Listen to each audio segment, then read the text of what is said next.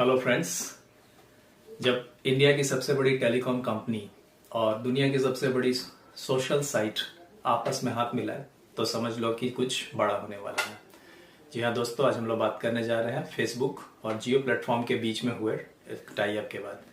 ये tie up ऐसे समय में हुआ है जिस समय में पूरी तरफ मार्केट में निराशा छाई हुई है, कोई भी अच्छी खबर बाजार से आ नहीं रही थी। इसमें एक बहुत ही वेलकम स्टेप है और इससे एक पूरे पॉजिटिव सेंटीमेंट जागा है मार्केट में। ये डील इतनी खास क्यों है, इस पर हम लोग बात करेंगे, इसके अलग अलग पहलुओं पे चर्चा करेंगे। इस डील के अकॉर्डिंगली फेसबुक जियो प्लेटफॉर्म के 9.9% शेयर यानी ऑलमोस्ट 10% शेयर एक्वायर करेगी, जिसकी टोटल वैल्यू 43,574 करोड़ होगी।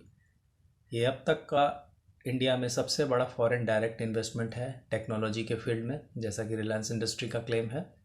और साथ ही ये पूरी दुनिया में सबसे बड़ा माइनॉरिटी इन्वेस्टमेंट है। माइनॉरिटी इन्वेस्टमेंट क्योंकि ये लेस देन 10% ही है, इसीलिए इसको माइनॉरिटी इन्वेस्टमेंट हम लोग कह रहे हैं। अब तो ये एफडीआई के ज़रिए आया है। इस डील के कंप्लीट हो जाने के बाद रिलायंस इंडस्ट्री इंडिया की it will become most valuable company in terms of market capitalisation with the total market value 4.62 lakh crore. इस न्यूज़ को मार्केट ने बहुत ही पॉजिटिवली लिया और ऐसे इकोनॉमिक स्लोडाउन के दौर में, कोरोना वायरस के दौर में, जब चारों तरफ नेगेटिव सेंटीमेंट छाए हुए हैं, उस दौर में रिलायंस के शेयर सर्च किए और अराउंड 10% की रजिस्टर हमने देखी दर्ज की गई उछाल। और साथ ही अमेरिकन शेयर मार्केट में फेसबुक के भी शेयर ने उछाल दर्ज की। जियो प्लेटफॉर्म एक बेसिकली रिलायंस इंडस्ट्री की एक 100% सब्सिडरी कंपनी है, जो ऑब्वियसली इस डील के बाद इसके पास 90% शेयर रह जाएंगे। 10% शेयर जो होंगे फेसबुक के पास चले जाएंगे। इसके 338.8 करोड़ यूज़र्स हैं पूरे इंडिया में, एंड एक्टिव यूज़र्स की बात करें तो प्रेजेंटली ये 40 करोड़ के आसपास में ये फिगर ज़रूर होता है। ये बेसिकली डिजिटल सर्विसेज प्रोवाइड करती है। अगर आप जियो के यूज़र हैं तो डेफिनेटली आप इन सारी सर्विसेज को जानते होंगे, सारे एप्लीकेशन से आप परिचित होंगे। माई जियो, जियो टीवी प्लस, जियो न्यूज़, जियो कॉल, चैट, सिक्योरिटी, स्विच और ऐसी बहुत सारी यूटिलिटी और एंटरटेनमेंट बेस्ड सर्विसेज हैं। साथ ही ये कनेक्टिविटी के लिए भी जानी जाती है ये कंपनी, जो wireless broadband, home broadband, enterprises and SBM broadband provide कराती है। कुल मिलाकर के ये एक कम्युनिकेशन कंपनी है। और फेसबुक के बारे में तो सब जानते हैं, एक सोशल नेटवर्किंग साइट से शुरू हुई कंपनी एक बहुत बड़ी जाइंट है और इसने बहुत बड़ी बड़ी इंस्टाग्राम, व्हाट्सएप जैसी कंपनियों को एक्वायर किया है। इसकी कैलिब्रा जैसे पेमेंट प्लेटफॉर्म है और कई देशों में कुल मिलाकर के इसके पास बहुत सारी सब्सिडरीज कंपनी है। What Reliance wants from this deal?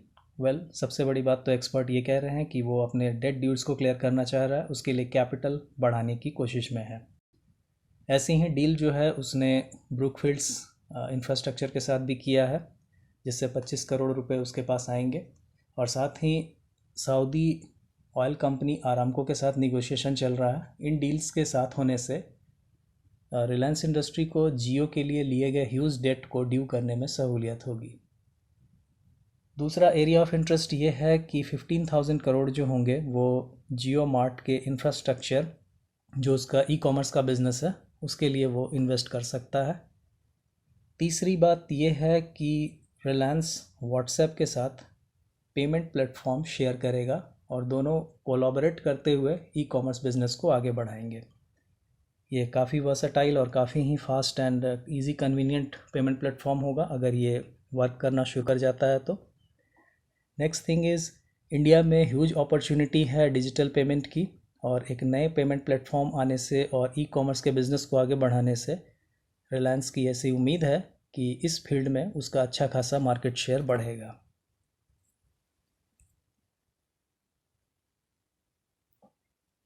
Facebook क्यों इंटरेस्टेड है?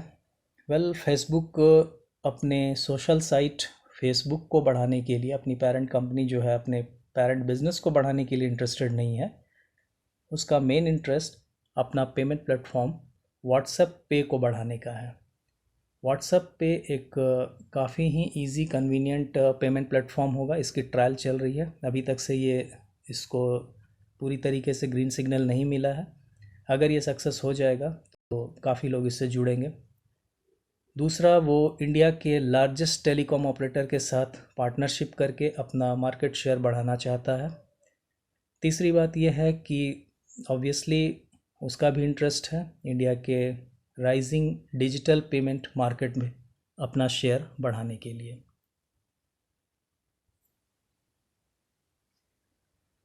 इस पूरी डील के आउटकम्स जो होंगे वो समझने की कोशिश करते हैं।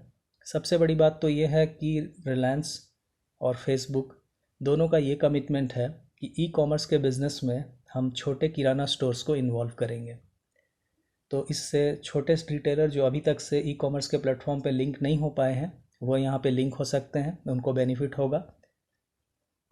दूसरा बेनिफिट ये होगा कि इससे डिजिटल पेमेंट के ऑप्शंस बढ़ेंगे। आपके पास व्हाट्सएप ऐप जो होगा उसके ज़रिए आप पेमेंट करने का एक नया ऑप्शन ले सकते हैं।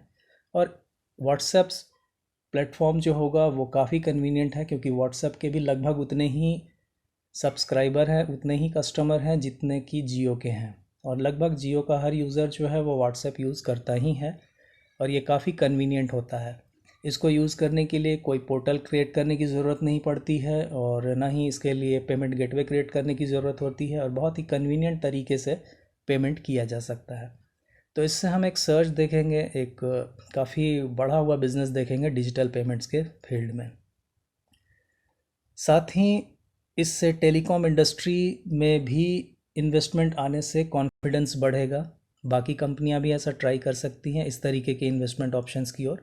वर्ल्ड की और भी कंपनी इंडिया, क्योंकि एक बहुत बड़ा राइजिंग मार्केट है, उसको देखते हुए उम्मीद करनी चाहिए कि और भी इन्वेस्टमेंट इस फील्ड में बढ़ेगा। इन दोनों कंपनियों के लिए तो एक बहुत ही बेहतरीन डील है, दोनों मार्केट शेयर पे काफ़ी अच्छा कर सकते हैं। लेकिन कुछ एरिया ऑफ कंसर्न भी एक्सपर्ट्स बता रहे हैं। एक सबसे बड़ा कंसर्न जो जाहिर ये किया जा रहा है कि इस एलाइज का इस बिज़नेस में मोनोपोली क्रिएट हो सकता है। अब वर्ल्ड का सबसे बड़ा सोशल प्लेटफॉर्म और रिलायंस जियो के जितने सब्सक्राइबर हैं, ये अगर इनको आप इकट्ठा मिला दें तो ये किसी के लिए भी एक बहुत बड़ा चैलेंज कर सकते हैं। इससे ई कॉमर्स कंपनियों को बहुत बड़ा चैलेंज होगा, क्योंकि उन सब के पास ऐसा कोई भी एलाइज नहीं है। साथ ही साथ जितने भी पेमेंट प्लेटफॉर्म्स हैं जैसे फ़ोनपे, पेटीएम, इन सब को भी आने वाले समय में काफ़ी चैलेंजेस को फेस करना पड़ेगा। लेट्स सी आगे क्या होता है, क्योंकि मामला कंपटीशन कमीशन ऑफ इंडिया में अप्रूवल के लिए गया हुआ है और वहाँ से क्लियरेंस मिलने के बाद ही इसको हरी झंडी मिलेगी। फ़िलहाल कंपटीशन कमीशन ऑफ इंडिया इसको चेक करेगा कि whether it is against the principle of fair trade practice और नॉट। नेक्स्ट इशू है नेट न्यूट्रलिटी का।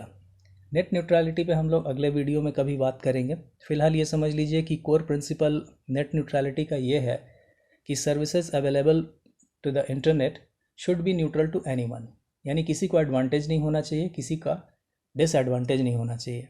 तो ऐसा कोई भी टाई अप, ऐसा कोई भी अलाइज, ऐसा कोई भी मर्जर एक्विजिशन टाइप की चीज़ नहीं होनी चाहिए जिससे नेट की फैसिलिटी किसी को, नेट पे सर्विसेज की फैसिलिटी किसी को बेनिफिशियल हो, किसी को कोई एडवांटेजियस पोजीशन में और किसी को नुकसान हो। फ़िलहाल सारे डील को देख के वो ऐसा लगता तो नहीं है कि ये नेट न्यूट्रलिटी का वायलेशन करता है। And next thing is the issue of data sharing. अगर इतने बड़े ह्यूज डेटा सोर्स को शेयरिंग करेंगे तो ये अनफेयर होगा, क्योंकि आज डेटा जो है वो काफ़ी इम्पॉर्टेंट, काफ़ी प्रीसियस असेट्स है। और दोनों कंपनियां अगर डेटा शेयर करती है तो डेफिनेटली इससे ये एक तो गलत होगा, ये फेयर ट्रेड प्रैक्टिस नहीं होगी और बाकी कंपनियों के सामने फिर काफ़ी मुश्किल खड़ी हो सकती है। बहरहाल देखने वाली बात है कि जब इस डील पे फाइनल अप्रूवल हो जाता है, सीसीआई इसको अप्रूवल दे देता है, ट्राई से व्हाट्सएप को अप्रूवल मिल जाती है, तो फिर आने वाले समय में देखना इंटरेस्टिंग होगा कि क्या होगा। बहरहाल जो भी हो, इस टाई अप ने एक डल से पड़े हुए मार्केट में एक नई जान डाल दी है और हम एक आने वाले समय में पॉजिटिव प्रॉस्पेक्ट्स देख सकते हैं। ऐसे ही वीडियो के लिए बने रहिए हमारे चैनल के साथ। हमारे चैनल को लाइक, शेयर और सब्सक्राइब जरूर कीजिए। बेल आइकन को प्रेस कीजिए ताकि आपको टाइम पे नोटिफिकेशन मिलती रहे। और अगर आप किसी और स्पेशल टॉपिक पे वीडियो देखना चाहते हैं तो प्लीज़ हमें मैसेज कीजिए। हम कोशिश करेंगे कि अपने डिस्कशन आइटम में उसको शामिल कर सके। आज के लिए इतना ही। Thank you very much. Keep watching Pantheon edu.